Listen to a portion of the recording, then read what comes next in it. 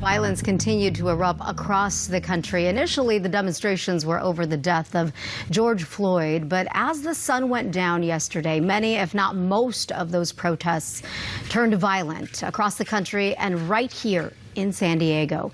Joining us to discuss what has happened is Pastor Miles McPherson from the Rock Church. Good morning, Pastor. It's good to have you on this morning. How do you feel? How are you doing? How are you holding up? You know, I woke up, my heart is so heavy. It's been heavy all week, like everyone's. I've been crying all week, and I was just completely drained today. I'm so sad. I look at the protesters, and these kids are hurting. I don't agree with the vandalism, but I understand the pain. I've dealt with racism all my life. My grandparents had to move to another state to get married. There was so much discrimination in my life. All growing up, and when I saw what happened with George Floyd, it triggered a lot of that in me in a different way that I never experienced. So I'm going to be talking about that today at church, but I'm just praying for them. I pray that they would realize that their pain is legitimate, but what they're doing is hurting the very people we're trying to help. And so I pray that they would step back and think about the long-term ramifications and how we could really move forward, because things do have to change. You know, what do you tell your fellow brother and sisters, Pastor, who say they don't have faith in a system that is led by people who they say look, speak, and vote like the people they think are perpetrating against them? I'm not understanding the question, but I would tell you the system is broken. The system is broken. I agree with that statement. You know, when a guy when you watch that cop do what he did, and not all cops are bad, and not all black people are criminals, and not all white people are, whatever.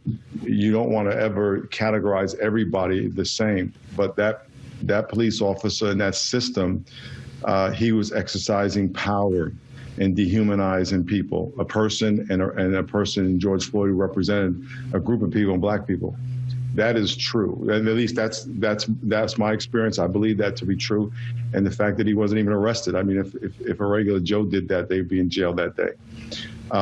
They dishonored George Floyd. They dishonored African-American people, minorities, and humans.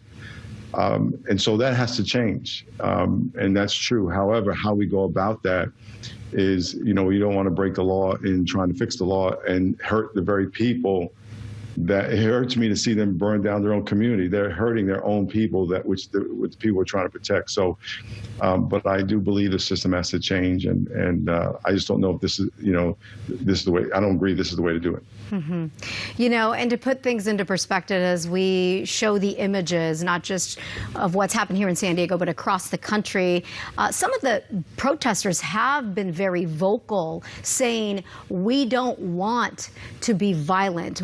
They're not supporting those who are throwing rocks, igniting fires. So to keep things in perspective, not everyone out there is committing a violent act. Would you agree? 100%. 100%.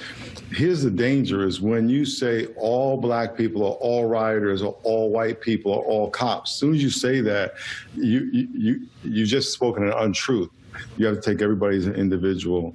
And so exactly right. There are people out there who are rightfully angry and rightfully protesting. And then there's people out there just causing trouble. And those are two different things. And I think as we look at it, we always got to keep this in perspective. What happened to George Floyd, what happened to Ahmaud Arbery, what happened to Breonna Taylor, and on and on and on are wrong. And that system needs to be fixed. And then the looting is wrong. And that also needs to be fixed, but the system must change. It must change, and I just hope that we can get through this phase and people can realize that maybe there's a better way of doing it. And I feel for the kids who are doing this, when they come out the other end, that they haven't hurt themselves in the process, because they have a long life to live, and they're going to look back on it and probably wish they did something different. But the message that the outrage that what that cop did to George Floyd is overwhelming, and I'm very happy that it's, people have heard, the people I talk to, white, black, and I would talk to white people, because white people need to understand your voice is louder than black people. You have to understand you have more power. And until the white community gets really mad at what the racial injustice, it's not going to change. And so I've been saying that all week, and I'm going to say it today at church. And what does that mean? Just get involved. Just get involved, and get involved as though it was your family getting hurt. That's it. Let's all look at each other and give each other equal dignity. We're all made in the image of God, and stand up for each other just like you would your family. Distinguish the looting from the injustice of George Floyd, because those are two different things. In regards to the system needing to change, Pastor, I know you're very connected with our San Diego Police Department and other law enforcement officials. Do you think, though, as a whole, on a broader scale, that needs to improve nationwide? You cut out. Can you say that again? You cut out. Do you think the relationship between someone like yourself, a pastor, an African-American man who is a leader in this community, we know you have a great relationship with the San Diego Police Department, but on a bigger scale across the country, do you think those relationships need to improve?